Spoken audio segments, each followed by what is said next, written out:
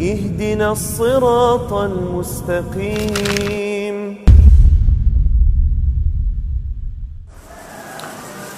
Bismillahirrahmanirrahim. Assalamualaikum warahmatullahi wabarakatuh.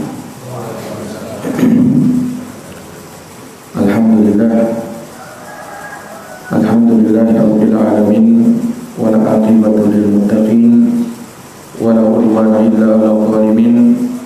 Asyhadu an la ilaha illallah wahdahu la syarika lah wa asyhadu anna Muhammadan abduhu wa rasuluh sallallahu alaihi wa ala alihi wa sahbihi wa man tabi'ahum bi ihsanin ila yaumiddin wa sallama tasliman katsira amma ba'd. Ikhwani fid din wa akhwati fillah, a'azzani Allah wa iyyakum. Kita lanjutkan pembahasan kita dari muhadharah terkait dengan akhlak seorang salafi, dan ini adalah season yang ketiga, yang terakhir dari pembahasan tentang akhlak seorang salafi. Di pertemuan sebelumnya kita telah menerangkan 5 kaidah di dalam berakhlak. Yang pertama, akhlak yang baik itu hendaknya sesuai dengan tuntunan syariat. Kemudian yang kedua, bersikap lemah lembut di dalam akhlak dan pandai melepaskan sesuatu pada tempatnya sehingga dia bisa berlaku hikmah di dalamnya. Yang ketiga, memberikan kemudahan, taisir wa adamut ta'sir, dan tidak mempersulit orang lain, at-tabsyir wa adamut tanfir, memberi kabar gembira dan tidak membuat orang lari. Kemudian yang keempat, akhlak yang baik itu dibangun di atas dasar nasihat. Dan yang kelima, bahwa hendaknya seseorang di dalam berakhlak membangun muamalah, interaksi kepada mereka sesuai dengan kedudukan mereka masing-masing. Anzilun nasa manazilahum, tempatkanlah manusia itu sesuai dengan kedudukan mereka. Iya, dan ini adalah kaidah-kaidah yang penting dalam berakhlak bagi setiap muslim dan muslimah ahlus sunnati wal jamaah as-salafiyun. Inilah akhlak mereka, dan mereka punya dawabit, kaidah-kaidah di dalam berakhlak. Dan telah kita sebutkan pula contoh-contoh dari akhlak yang utama, dan tentu saja kita memulainya dari akhlak kepada Allah Subhanahu wa ta'ala, yang mana akhlak kepada Allah itulah yang paling utama dan yang paling utamanya. Dia merupakan dasar prinsip yang mana selainnya itu bercabang dari akhlak kepada Allah.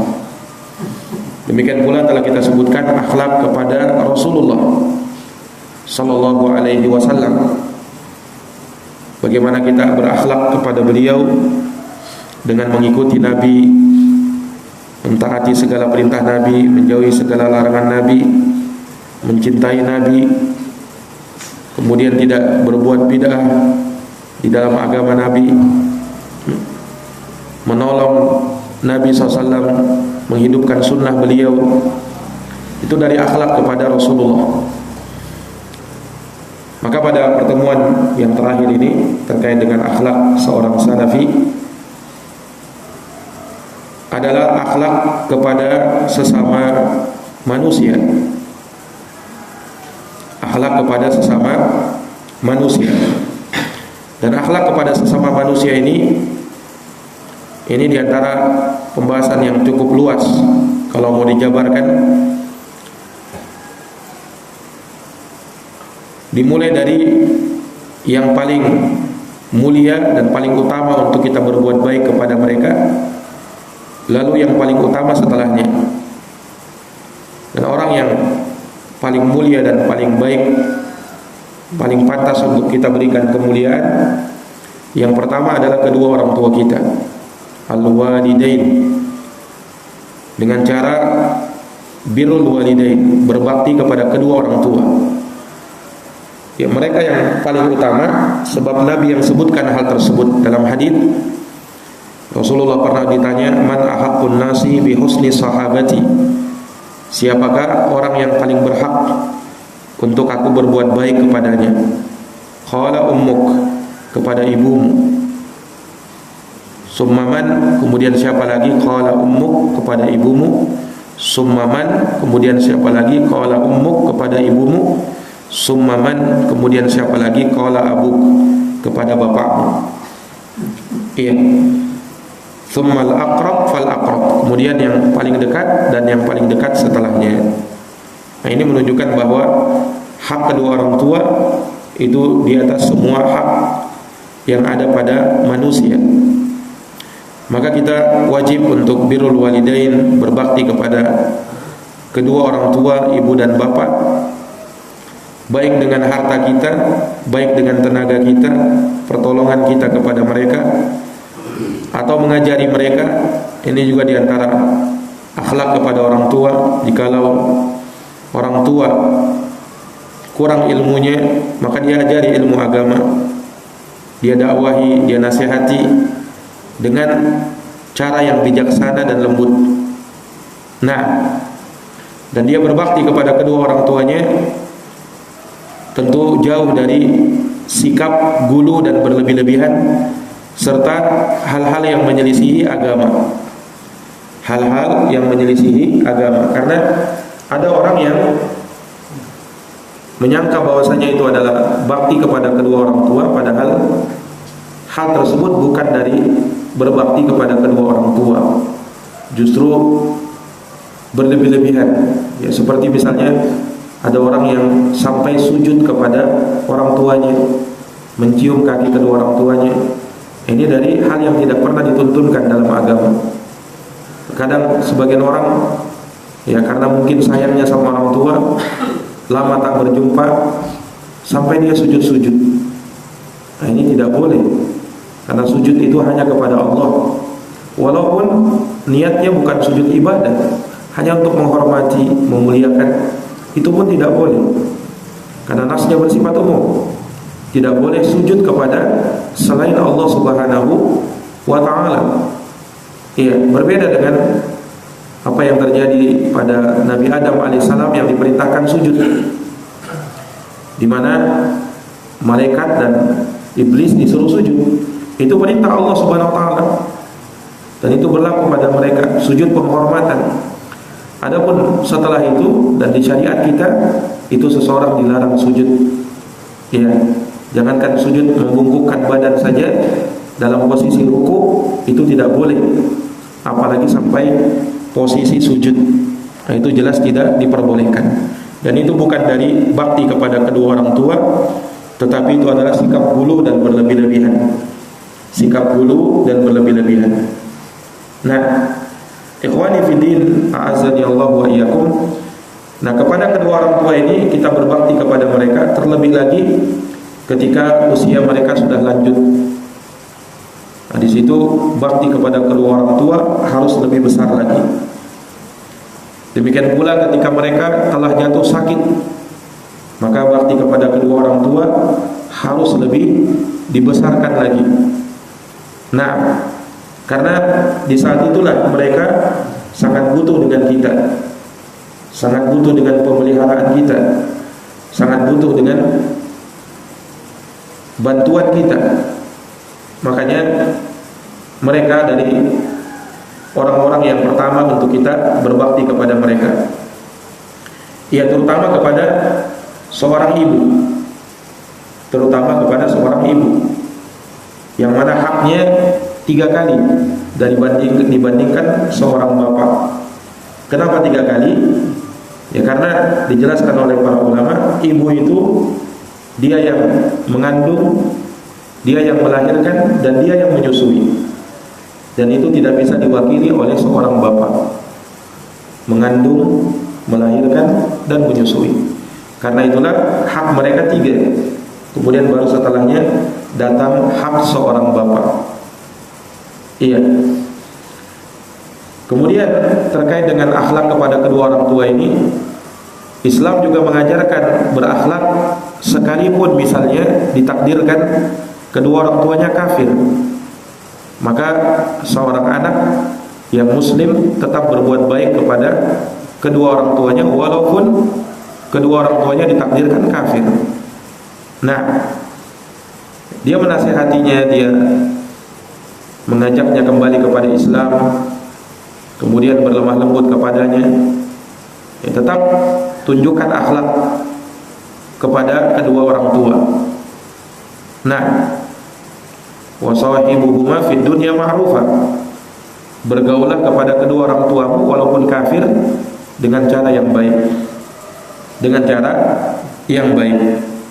Nah, karena sebagian orang terkadang, bahkan sebagian ikhwah terkadang dan akhwat melihat kedua orang tuanya mungkin berada dalam penyelisihan atau melakukan suatu perbuatan bidah atau bahkan sampai kesyirikan, kemudian dia mentahdir orang tuanya, mendiamkan orang tuanya, atau bahkan menghardik orang tuanya. Nah, ini kurang tepat berakhlak seperti itu kepada kedua orang tua. Iya, sekalipun mereka di dalam pelanggaran, bukan didiamkan pelanggarannya, tetap diberitahukan, tetap dinasihati, tetapi bukan dengan cara ya kita berlaku keras kepada mereka, apalagi sampai tidak menegur mereka, tidak berbicara dengan mereka. Ini dari perkara yang menyelisihi. Nah, ya, seorang muslim, terlebih dia seorang salafi, dia harus memuliakan orang tuanya. Semakin dia mengenal agama ini, harusnya semakin baik muamalahnya kepada kedua orang tuanya, bukan justru semakin jauh, semakin keras, semakin kaku di dalam beragama. Iya, dia harus tunjukkan akhlak. Dia harus tunjukkan akhlak kepada kedua orang tuanya. Iya. Kalau kedua orang tuanya memerintahkan kepada perkara maksiat, dia tidak boleh taat. Tetapi ala an tusyrika bi ma laysa laka bihi ilm fala tuti'huma wa sahibuhuma fid dunya ma'rufa. Jikalau keduanya memaksamu untuk berbuat syirik terhadap sesuatu yang tidak ada ilmu bagimu terhadapnya, maka jangan kau taati keduanya, tapi bergaulah kepada kedua orang tuamu di dunia dengan cara yang baik. Nah, maka ridho orang tua itu ada pada keridhaan Allah Subhanahu wa taala, ada pada ridhonya orang tua. Ridhallahi fi ridhal walidain. Ridhonya Allah ada pada ridho kedua orang tua. Wa sukhtullahi fi sukhtil walidain. Sementara kemurkaan Allah ada pada kemurkaan kedua orang tua. Nah, makanya termasuk dari dosa yang paling besar di antaranya adalah al-aqu liwalidain, durhaka kepada kedua orang tua. Nah, maka itu akhlak seorang salafi kepada kedua orang tuanya.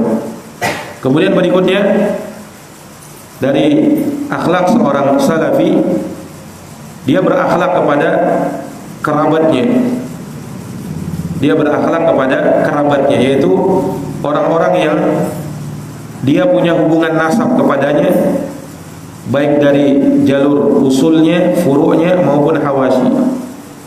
Dari jalur usulnya, ya kedua orang tuanya, kakek dan neneknya, buyutnya, dan seterusnya ke atas. Furu'nya kepada anak-anaknya, kepada cucunya, cicitnya, dan seterusnya ke bawah. Hawasi maksudnya kepada saudara-saudaranya, paman-pamannya, sepupu-sepupunya, keponakan-keponakannya. Nah, ini hawasi. Itu dari jalur nasab. Dia harus berbuat baik, menyambung tali silaturahim kepada mereka.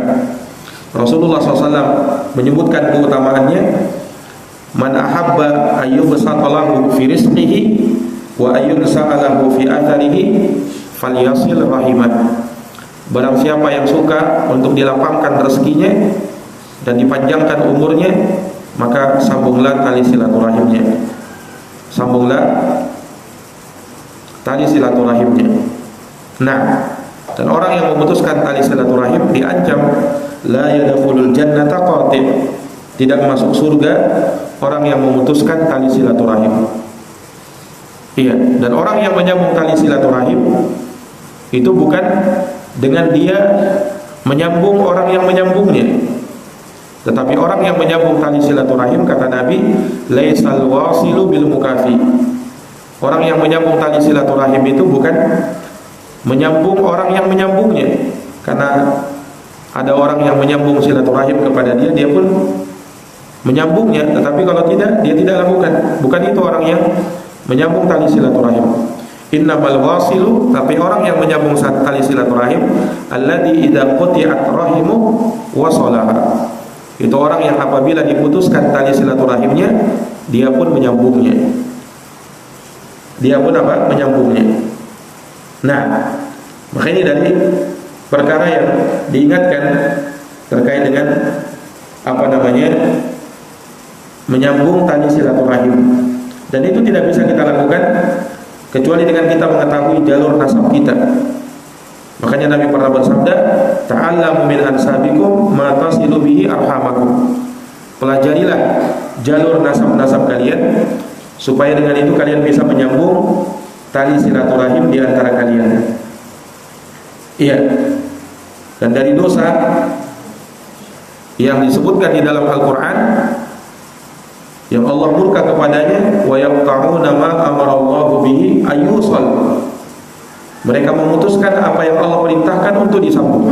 Termasuk diantaranya adalah memutuskan tali silaturahim. Memutuskan tali silaturahim. Iya. Makanya berbuat baik kepada kerabat itu lebih utama. Bahkan sedekah kepada kerabat yang miskin lebih utama daripada bersedekah kepada orang miskin yang bukan kerabat. Karena bersedekah kepada orang miskin yang merupakan kerabat kita, itu pahalanya dua. Pahala bersedekah dan pahala menyambung tali silaturahim. Pahala menyambung tali silaturahim. Iya. Makanya seseorang itu hendaknya menyambung tali silaturahim orang-orang yang punya hubungan dekat dengan dirinya, ya.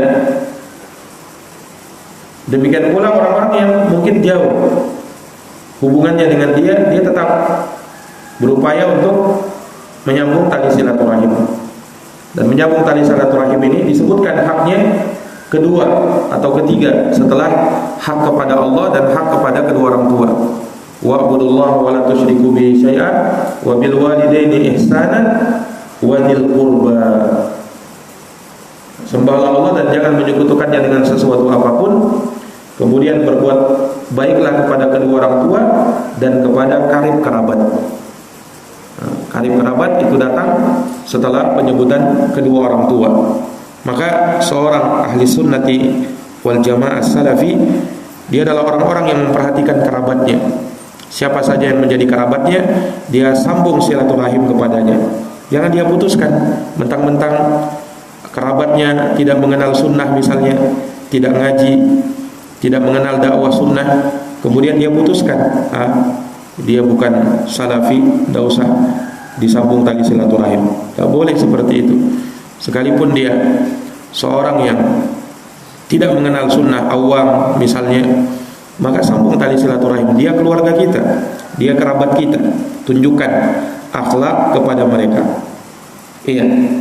Kemudian juga dari akhlak seorang salafi adalah berakhlak kepada pasangannya. Suami kepada istri-istrinya, istri kepada suaminya. Dia harus berbuat baik kepada istrinya.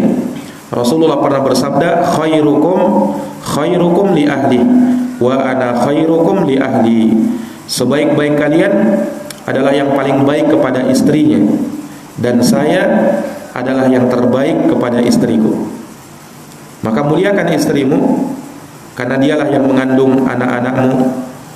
dia yang memberikan pelayanan kepadamu. Maka seorang Ahlus Sunnah wal Jamaah Salafi, dia pandai memuliakan istrinya. Ketika dia mempunyai istri lebih daripada satu, maka dia berbuat adil kepada istri-istrinya. Jangan dia menzoliminya, jangan dia berbuat zalim kepada salah satu dari keduanya. Berbuat adil. Iya. Ini dari perintah di dalam agama. Seorang itu, seorang suami, dia tidak akan bisa masuk ke dalam surga sebelum dia dimintai pertanggungjawaban terkait dengan istrinya. Makanya Rasulullah berpesan, istausu bin nisa'i khaira. Berwasiatlah kepada istri-istri kalian dengan wasiat yang terbaik. Dengan wasiat yang terbaik. Iya, termasuk dari berakhlak kepada istri manakala seorang suami mengajari dia tentang agama. Nah, menyuruh dia untuk baik agamanya, belajar ilmu agama. Ini dari akhlak seorang suami. Karena Allah berfirman dalam Al-Quran, ya ayyuhalladzina amanu qu anfusakum wa ahlikum nar. Wahai orang-orang yang beriman, jagalah dirimu dan keluargamu, yaitu istrimu, dari api neraka. Kita diperintahkan untuk menjaga mereka dari api neraka. Nah, itu lebih penting daripada sekedar menafkahi mereka. Iya, memberi pakaian dan tempat tinggal kepada mereka. Yang terpenting adalah bagaimana kita bisa mendidik mereka di atas agama. Dan setelah itu berikan nafkah yang terbaik, berikan tempat tinggal yang baik. Nah, muliakan mereka ya sebagaimana tuntunan syariat. Demikian pula seorang istri kepada suaminya, layani suami kalian dengan baik. Nah, Rasulullah SAW pernah bersabda kepada para istri, ya, kata Nabi SAW, aina anti minhu, di mana kedudukan kamu di sisi suamimu? Apakah kamu berbuat baik kepadanya ataukah tidak? Kata Nabi, fa innahu jannatuki aw naruki. Karena sesungguhnya suamimu itu bisa jadi surga bagimu atau bisa jadi neraka bagimu. Suamimu itu bisa jadi surga bagimu atau bisa jadi neraka bagimu. Iya. Makanya hak seorang suami itu sangat besar. Seorang istri harus memuliakan dan harus mengutamakan suaminya. Bahkan hak seorang suami lebih besar daripada hak kedua orang tua. Itu kalau seorang istri kepada suaminya, dia harus lebih mendahulukan suaminya, bahkan melebihi kedua orang tuanya. Iya, ketika dia sudah mengikat janji kepada suaminya, dia harus mengutamakan suaminya. Dia taati perintah suaminya sepanjang itu dalam ketaatan kepada Allah. Sepanjang itu dalam ketaatan kepada Allah. Adapun kalau suami memerintahkan kepada maksiat, maka tidak boleh untuk mentaati suami dalam perkara tersebut. Kemudian juga akhlak kepada anak-anak kita. Sebagaimana anak-anak berakhlak kepada kedua orang tuanya, orang tua pun hendaknya berakhlak kepada anak-anaknya. Seorang salafi, dia berakhlak kepada anak-anaknya. Ya, kenapa? Karena anak-anak kita itu punya hak terhadap orang tuanya. Wa inna liwaladika 'alaika haqqan.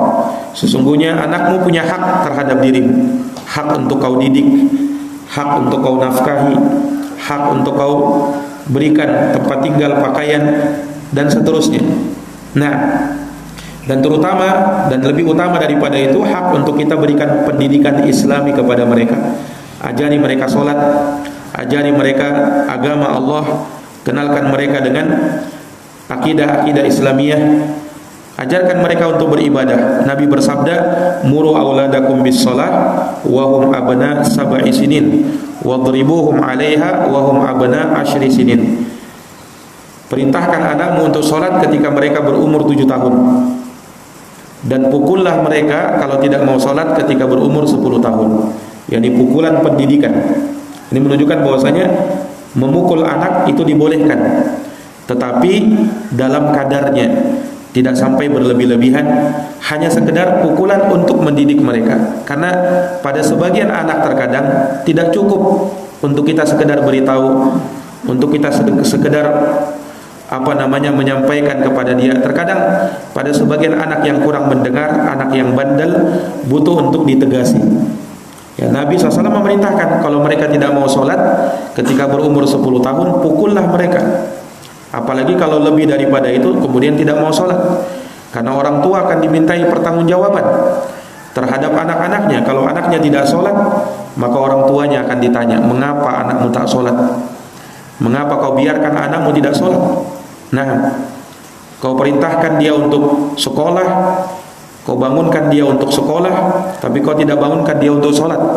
Nah, orang tua akan ditanya tentang hal tersebut. Iya, dan itu dari akhlak orang tua kepada anak-anaknya. Nah, kemudian juga dari akhlak seorang salafi ahlus sunnati wal jamaah adalah berakhlak kepada tetangga. Perhatikan tetanggamu. Tetangga-tetangga kita punya hak terhadap kita. Rasulullah pernah bersabda, "Man kana yu'minu billahi wal yawmil akhir falyukrim jarah." Siapa yang beriman kepada Allah dan hari akhir, maka muliakanlah tetangganya. Muliakan tetanggamu. Ya, hatta pun tetangga yang kafir. Itu ketika dia sudah menjadi tetangga kita, maka dia adalah tetangga dan punya hak. Nah, bahkan Nabi SAW menafikan keimanan orang yang menyakiti hati tetangganya. Wallahi la yu'min, wallahi la yu'min, wallahi la yu'min. Demi Allah tidak beriman, demi Allah tidak beriman, demi Allah tidak beriman. Siapa mereka yang tidak beriman? Alladzi la ya'man jaruhu bawa'iqah, yaitu seseorang yang tetangganya tidak merasa aman dari gangguannya. Seseorang yang tetangganya tidak merasa aman dari gangguannya. Maka seorang, ya, ketika dia melihat tetangganya, ya, maka dia muliakan. Ini menunjukkan bahwa seorang sunni salafi, ya, dia bukan hanya berakhlak kepada sesama mereka, ya, sesama ahlus sunnah saja, tetapi kepada tetangga dia tidak berakhlak. Bukan seperti itu. Seorang salafi ahlus sunnah wal jamaah, dia adalah orang yang sangat berakhlak dan dikenal dengan akhlak yang mulia kepada tetangganya. Nah, ajak mereka, beritahukan mereka, ya, kenali mereka, nah, sapa mereka dan seterusnya. Kemudian juga dari akhlak seorang salafi ahlus sunnati wal jamaah, akhlak seorang muslim adalah berbuat baik kepada secara umum.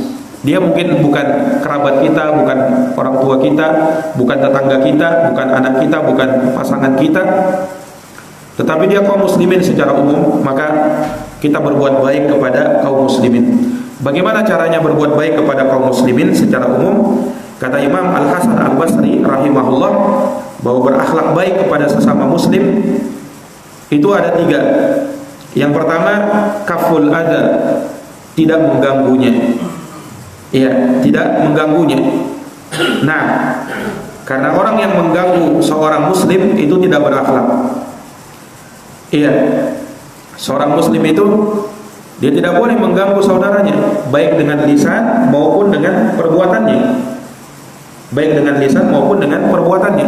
Al-muslim man salimal muslimuna bilisanihi wa yadihi. Orang muslim yang sempurna itu adalah orang muslim yang selamat, ya, orang lain itu dari gangguan lisan dan tangannya.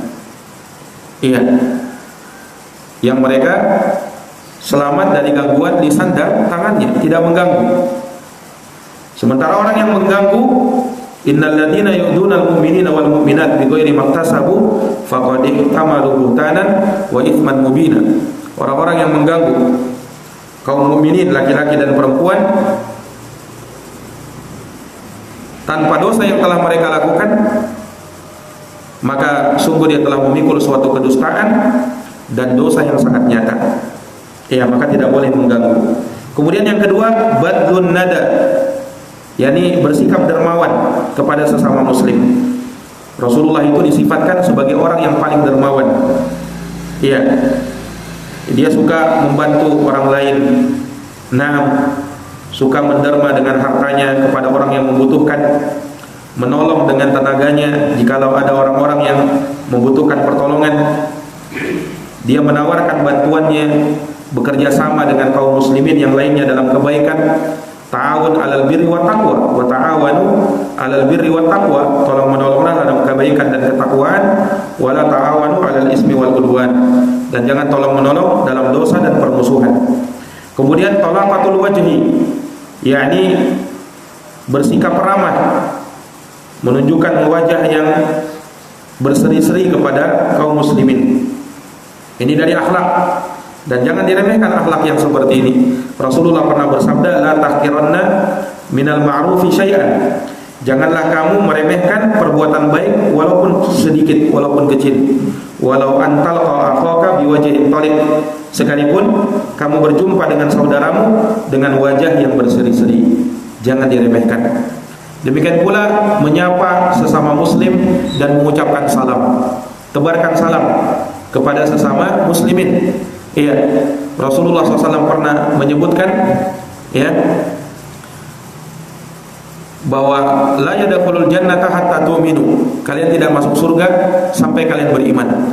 Wala tu'minu hatta tahabu, dan kalian tidak akan beriman sampai kalian saling cinta mencintai. Awala adullukum ala syai'in idza fa'altumuhu tahabbtum, inginkah aku tunjukkan kepada kalian akan sesuatu, jikalau kalian kerjakan maka kalian akan saling cinta mencintai sesama kalian. Afsyus salama bainakum, tebarkan salam antara sesama kalian. Tebarkan salam antara sesama kalian, dan mengucapkan salam itu kepada semua kaum muslimin, baik yang kita kenal ataupun yang tidak kita kenal. Selama dia muslim, maka ucapkan salam kepada dia. Itu dari akhlak seorang muslim. Nah, jangan sampai seorang ahlu sunnah salafi dikenal orang yang tidak pernah salam, tidak pernah tegur sapa. Ya, ini dari perkara yang harus diperbaiki dari seorang muslim salafi ahlu sunnati wal jamaah. Kemudian di antara akhlak seorang salafi yaitu akhlak kepada penguasa, akhlak kepada penguasa kaum muslimin. Nah, ini telah kita bahas, ya, dari kewajiban mendengar dan taat kepada penguasanya, as-sam' wa ta'ah. Ya ayyuhalladzina amanu atiiullaha wa atiiur rasul wa ulil amri minkum. Wahai orang-orang yang beriman, taatlah kalian kepada Allah, taatlah kalian kepada Rasul, dan ulil amr di antara kalian. Ulil amr di antara kalian, itu ketaatan kepada penguasa. Isma' wa ati', dengar dan taatlah. Wa in duriba dhahruka wa ukhidha maluk, sekalipun punggungmu harus dipukul dan sekalipun hartamu harus diambil. Nah, maka akhlak kepada penguasa adalah dengan mendengar dan taat. Kemudian menasihati penguasa dengan nasihat yang terbaik secara diam-diam, tidak terang-terangan. Itu dari akhlak kepada penguasa. Bekerja sama, membantu mereka, mendukung mereka, mendoakan mereka. Doakan mereka. Bahkan dari akhlak seorang salafi suka mendoakan penguasanya. Imam Ahmad pernah berkata, andaikan aku punya doa mustajabah, niscaya aku akan peruntukkan untuk para penguasa, karena baiknya mereka adalah baiknya rakyat seluruhnya. Nah, kemudian demikian pula seorang penguasa berakhlak kepada rakyatnya. Nah, dengan memperhatikan kemaslahatan dan kemudaratan mereka, ya, mengutamakan rakyat, kepentingan rakyat kecil. Kemudian dari perkara yang bisa membantu mereka, menolong mereka, memudahkan segala urusan mereka, mempermudah mereka dan tidak mempersulit mereka, itu rakyat. Kemudian memberikan hak mereka sesuai dengan apa yang Allah Subhanahu wa taala tetapkan, ya, di dalam hal tersebut. Nah, kemudian juga akhlak kepada para ulama. Seorang salafi berakhlak kepada ulama. Nabi pernah bersabda, laisa minna man lam yujilla kabirana wa yarham saghirana wa ya'rif li'alimina haqqah. Bukan dari kami, kata Nabi, orang yang tidak memuliakan orang tua, merahmati yang muda, dan tidak mengetahui hak orang alim. Ulama itu kita muliakan, kita taati. Fatwa-fatwa mereka kita ikuti sepanjang bersesuaian dengan Al-Quran dan Sunnah Nabi Sallallahu Alaihi Wasallam, sejalan dengan Al-Quran dan As-Sunnah. Ulama Rabbani, kita muliakan mereka, kita hormati mereka, kita doakan mereka. Disebut mereka, kita doakan rahimahullah yang sudah meninggal, yang masih hidup, hafizahullah, semoga Allah menjaganya. Nah, itu dari akhlak Ahlus Sunnah Salafi kepada para ulama. Kemudian berakhlak juga kepada sahibul hawa wal bidah, pengekor hawa nafsu dan ahli bidah. Bagaimana cara berakhlak kepada mereka? Nasihati mereka, ingatkan mereka, tahzir mereka, peringatkan mereka bahaya perbuatan mereka, bahaya mereka terhadap umat. Ya, karena yang namanya bidah dan pengekor bidah ini dilaknat di dalam agama. Rasulullah pernah bersabda, la'anallahu awamun, la'anallahu man awa muhditha. Allah melaknat orang yang melindungi para pelaku bidah atau melindungi kebid'ahan. Yang melindunginya saja dilaknat, bagaimana yang melakukannya? Dan bagaimana orang yang disifati dengan perbuatan bid'ah tersebut? Karena bid'ah itu tertolak. Man ahdasa fi amrina hada ma laysa minhu fahuwa rad. Barang siapa yang mengada-adakan perkara baru dalam urusan agama kami, apa yang bukan darinya, maka dia tertolak. Maka berakhlak kepada ahlu bidah, ya tidak selamanya dia berbuat baik kepadanya. Terkadang dengan mentahdirnya. Ya, jikalau bersikap lembut kepada mereka tidak bermanfaat, menasihati mereka tidak bermanfaat, maka mentahdir, memperingatkan bahaya pemikiran mereka, bahaya bid'ah mereka, itu dari akhlak. Adapun mujamalah bersama mereka, ikut gabung juga bersama mereka, ya, bekerja sama dengan mereka dalam kebid'ahan, ini bukan dari akhlak. Itu bukan dari akhlak, justru itu menjerumuskan, justru itu membuat fitnah. Nah, ini tidak boleh. Demikian pula akhlak kepada orang fasik, akhlak kepada orang kafir. Ahlus Sunnah wal Jamaah Salafi berakhlak kepada mereka, tetap berbuat baik karena dia sebagai seorang manusia, dan kita tetap berlaku adil, ya, bahkan kepada orang-orang kafir, di mana Allah Subhanahu wa taala menyebutkan hal tersebut. Tidak ada dosa bagi kita untuk berbuat adil bahkan kepada orang-orang kafir. Wala yajrimannakum syana'anu qaumin ala alla ta'dilu i'dilu huwa aqrabu littaqwa. Janganlah kebencian kamu terhadap suatu kaum mendorong kamu untuk tidak berlaku adil. Berlaku adillah, karena keadilan itu lebih dekat dengan ketakwaan. Nah, berakhlak kepada orang kafir, ya, terkadang dengan mengajak mereka, mengenalkan mereka kepada Islam, ya. Kemudian tampakkan akhlak seorang muslim kepada mereka supaya mereka tertarik dengan Islam. Itu berakhlak. Kepada seorang fasik, tolong mereka, selamatkan mereka dari kefasikannya. Jangan didiamkan, jangan dibiarkan. Rasulullah pernah bersabda, unsur akhaka zaliman aw madluman. Tolonglah saudaramu yang berbuat zalim atau yang dizalimi. Yang dizalimi itu kita sudah paham, kita tolong mereka. Terus bagaimana menolong orang yang zalim? Kata Nabi, tamna'uhu an zulmihi. Kau cegah dia dari kezalimannya. Itulah menolong dia, dan itu berakhlak. Kemudian Ahlus Sunnah wal Jamaah Salafi, ya, jangankan kepada mereka, juga berakhlak kepada hewan. Hewan juga kita berakhlak kepadanya. Ya, tidak boleh menyiksa hewan. Tidak boleh menyiksa hewan, karena akan ada pertanggungjawabannya, akan ada pertanggungjawabnya.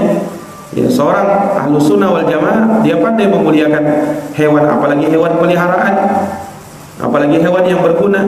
Nah, ya, dia muliakan. Bahkan jangankan kepada hewan yang halal digunakan, dimanfaatkan, dipegang, terhadap hewan yang haram saja seperti anjing, itu tetap berakhlak. Ya, mungkin kita sering mendengar kisah wanita yang diampuni dosanya gara-gara memberi minum seekor anjing. Nah, itu memberi minum seekor anjing aja dapat pahala, diampuni dosanya. Nah, ini hewan. Iya. Makanya kita tidak boleh menyiksa hewan, apalagi sampai membakarnya hidup-hidup. Itu tidak boleh. Nah, ada seorang wanita masuk neraka gara-gara kucing. Kucing itu dia kurung, kemudian dia tidak kasih makan, dia tidak lepaskan sampai kucing itu mati. Maka dia disiksa gara-gara itu. Dia masuk neraka gara-gara itu. Nah, ini dari perkara yang harus diingat. Kemudian juga tidak boleh mencela atau melaknat seekor ayam jago yang dia terkadang membangunkan seseorang di pagi hari. Nabi larang, tidak boleh kamu menghardik atau melaknat ayam jantan. Kenapa? Karena dia punya jasa membangunkan seseorang di pagi hari. Nah, ini akhlak seorang muslim salafi ahlus sunnah wal jamaah. Dan ini tentunya penjabarannya sangat luas, ya. Dan ini cuma gambaran saja, dan rinciannya ya tentunya kita bahas dalam kitab akhlak, ya, yang masih dalam perjalanan. Kita masih membahas tentang akhlak terkait dengan kitab Bulughul Maram. Insyaallah kita akan lanjutkan nanti setelah ini. Dan ini sebagai pengenalan, beginilah akhlak seorang salafi, supaya orang itu tidak salah paham. Ada sebagian orang menuduh salafi itu tidak berakhlak katanya. Ya, walaupun tuduhan mereka itu ya tuduhan yang tidak adil juga, karena hanya melihat oknum satu orang dua orang, kemudian dia tuduh salafi tidak berakhlak. Nah, ini justru dia yang tidak berakhlak karena dia tidak berlaku adil. Kalau berlaku adil, harusnya melihat semua itu dengan kacamata apa? Bijaksana, adil. Nah, ini mungkin oknum satu orang dua orang. Ya, kita tidak ingkari bahwa boleh jadi ada di antara orang yang menisbatkan diri kepada dakwah sunnah, dakwah salaf, mungkin ada yang tidak berakhlak. Nah, kita tidak menjamin semua mad'u kita, semua orang yang kita dakwahi itu berakhlak, karena mereka manusia, mereka punya karakter. Bisa jadi mungkin mereka menampakkan akhlak yang tidak baik, tapi tolong jangan tuduh salafi tidak berakhlak secara umum. Alhamdulillah di antara mereka ada orang-orang yang berakhlak. Nah, dan inilah akhlak seorang salafi. Seorang itu dilihat bukan dari orangnya, tapi dilihat bagaimana ajarannya, bagaimana yang diajarkan di situ. Nah, itu yang perlu dilihat. Jangan melihat kepada oknum. Seperti yang kami lihat, kalau orang melihat kepada oknum, tidak ada orang yang suka dengan orang Islam, dan mungkin tidak ada yang mau masuk Islam. Kenapa? Di antara kaum muslimin ada orang-orang yang tidak berakhlak, bahkan mungkin jadi penjahat, ada yang mencuri, ada yang membegal, ada yang nauzubillah memperkosa kaum wanita. Nah, ada yang memakan riba, ada yang banyak pelanggarannya. Kalau melihat kepada sebagian orang Islam, mungkin tidak ada orang yang mau masuk Islam. Tetapi apakah ajarannya langsung disalahkan? Kemudian kita katakan bahwasanya Islam itu agama yang tidak baik, agama yang tidak berakhlak? Tentu tidak. Demikian pula di dalam dakwah ini, jangan hanya karena satu dua orang yang melakukan kekeliruan, kemudian kau tuduh semuanya mereka ini tidak berakhlak. Nah ini tentunya memandang dengan kacamata yang tidak adil. Walhamdulillah di kalangan ahlus sunnati wal jamaah ada yang sudah paham akhlak itu bagaimana. Nah, bagaimana seorang menempatkan dirinya di tengah masyarakat. Jangan kaku ya ikhwan, jangan kaku dengan masyarakat itu. Nah, orang kita tentunya kita mau supaya orang itu mengenal dakwah ini, berperilaku dan sama-sama dengan kita semanhaj seakidah. Tapi kita harus paham dan kita harus sadari tidak semua orang seperti itu. Nah, maka pandai-pandailah kita menempatkan diri kita ketika kita berbaur di tengah masyarakat. Jangan bersikap kaku, ya. Jangan menampakkan hal-hal yang tidak baik, karena orang itu melihat kita, penampilan kita itu sudah lain. Terlebih lagi kalau kita memunculkan hal-hal yang tidak baik. Sadari yang seperti ini. Kemudian ini yang harus dipertimbangkan. Ya, apalagi di zaman sekarang ini. Nah, di zaman yang fitnah sudah banyak bermunculan. Ya, orang itu kalau dikenal tidak baik, ya, beragama, apalagi dilihat dia berjenggot, kemudian pakai jubah, mereka akan menjuluki kita dengan Wahabi. Nah, ini dari perkara yang harus diingat. Ya, maka kita perkenalkan inilah akhlak seorang salafi. Pertama, sebagai nasihat bagi diri kita, nasihat dari kita, karena kita tidak mengklaim diri kita sempurna. Siapapun dia, ustadz atau orang yang diceramahi, tidak ada yang sempurna. Bisa jadi kita juga ada yang kurang dari akhlak kita, tapi kita berusaha untuk menjadi yang lebih baik dan menjadi yang sempurna. Nah, Tapi kesempurnaan itu tentunya milik Allah Subhanahu wa taala. Maka ini sebagai nasihat bagi diri kita semuanya. Kemudian juga untuk menunjukkan kepada masyarakat bahwa inilah akhlak seorang salafi seperti ini. Karena apa? Seorang salafi itu mereka yang berpegang teguh kepada Al-Quran dan Sunnah dengan pemahaman salaf. Islam yang kafah, Islam yang universal, bukan hanya ibadahnya saja, bukan hanya akidahnya saja, bukan hanya manhajnya saja, tetapi dalam akhlak dan muamalahnya, interaksinya kepada sesama manusia. Itu juga mereka punya yang seperti itu. Ada kekurangan satu dan lain hal, itu oknum. Itu oknum. Jangan dinisbatkan kepada dakwahnya. Dakwah ini mulia dan jangan jauhkan orang dari dakwah yang mulia ini. Jangan jauhkan orang dari dakwah yang mulia ini. Ikhwani fiddin, a'azzani Allah wa iyyakum. Kita bersyukur kepada Allah Subhanahu wa taala ketika kita mengenal dakwah yang mulia ini. Dakwah ini adalah dakwah yang hak, dakwah yang benar. Nah, tidak ada yang kita ikuti kecuali Al-Quran dan Sunnah Nabi sesuai dengan pemahaman para sahabat, para tabi'in, para atba'u tabi'in. Apalagi yang mau kita cari selain daripada dakwah ini? Ini dakwah yang hak. Orang yang mengenalnya, orang yang berada di dalamnya, syukuri itu. Syukuri dia. Karena kita tidak mengajarkan orang untuk taklid kepada diri kita, untuk hanya sekedar ikut-ikutan. Nah, tetapi kita diperintahkan untuk kalau harus taklid, taklid kepada dalil, kepada Quran dan Sunnah. Apa yang ada dalam Quran, ikuti dia. Apa yang ada dalam Sunnah, ikuti dia. Pemahaman salaf seperti ini, ikutilah dia. Karena itu yang terbaik. Nah, dalam semua hal, dalam semua perkara, dalam agama ini, jangan setengah-setengah. Ambil semuanya, upayakan semuanya, dan terus perbaiki diri. Terus perbaiki diri, terus perbaiki diri. Tempat diri ini dengan ilmu agama supaya lebih baik. Nah, kita Ahlus Sunnah wal Jamaah dikenal orang yang paling serius dalam menuntut ilmu. Iya, serius di dalam belajar agama, kuat di dalam menuntut ilmu. Maka jangan sampai berhenti dari situ saja. Hanya kuat menuntut ilmu tapi mengamalkan ilmunya kurang. Seorang ahlu sunnah salafi, dia kuat menuntut ilmu, kuat mengamalkan ilmu, kuat mendakwahkan ilmu, dan bersabar di atasnya. InsyaAllah ta'ala kemuliaan yang kita akan dapatkan. Maka inilah 6 akhlak seorang salafi. 3 pertemuan kita telah jelaskan. Mudah-mudahan bermanfaat, mudah-mudahan menjadi nasihat bagi kita semuanya, nasihat bagi kaum muslimin. Hadanallahu wa iyyakum ajma'in. Subhanakallahumma wa bihamdika asyhadu an la ilaha illa anta astaghfiruka wa atubu ilaik. Wassalamualaikum warahmatullahi